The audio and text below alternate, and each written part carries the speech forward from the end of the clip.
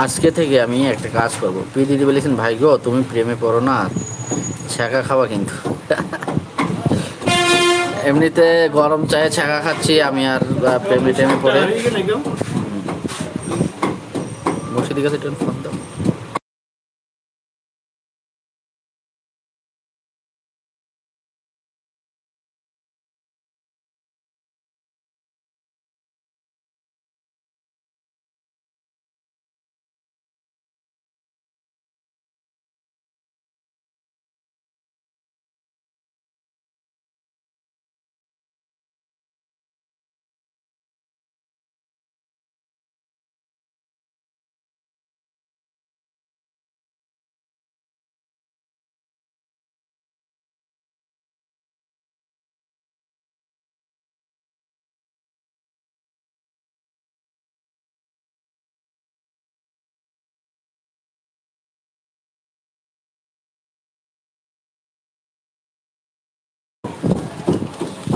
দিদি ভাই হাসতেছে।